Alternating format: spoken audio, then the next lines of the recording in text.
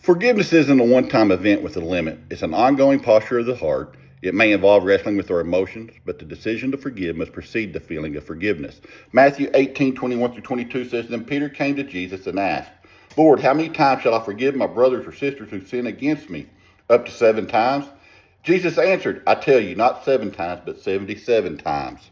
Forgiveness is not a transaction with a limit, nor is it merely a fleeting emotion. It is a profound, often challenging, and ongoing process. Peter's question reveals a common human tendency to put limits on grace. We want to quantify forgiveness. We want to know when we've done enough.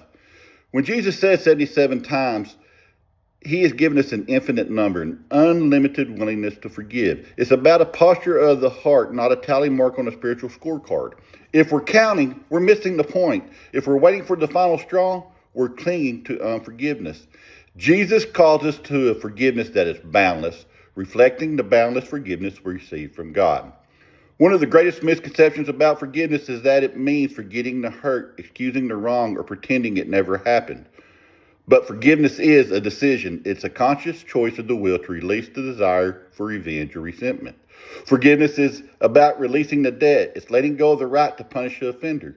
And forgiveness is about handing it over to God, trusting that God is the ultimate judge and that justice will be served either through repentance and mercy or through divine judgment. What forgiveness is not and what it does not mean is, it doesn't mean that we condone the sin. You can forgive the person without condoning their harmful actions. It doesn't erase the memory. The memories may linger, and that's okay. Forgiveness transforms the power of the memory, not its existence. And it doesn't mean that we have to reconcile or trust immediately to the person who's done us wrong. Reconciliation and renewed trust are separate from forgiveness and are often earned over time, if at all.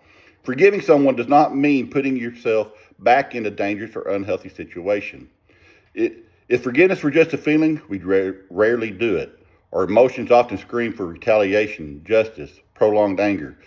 This is precisely why it's a process. We have to recommit to the decision. There will be days when the memory resurfaces, when the anger flares, and when we feel the urge to revisit the hurt. In those moments, we must decide to forgive.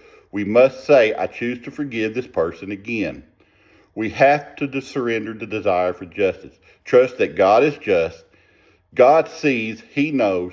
We have to let God deal with all the wrongs in His perfect timing and way. We have to find forgiveness over and over, and it is an ongoing process. Thank you.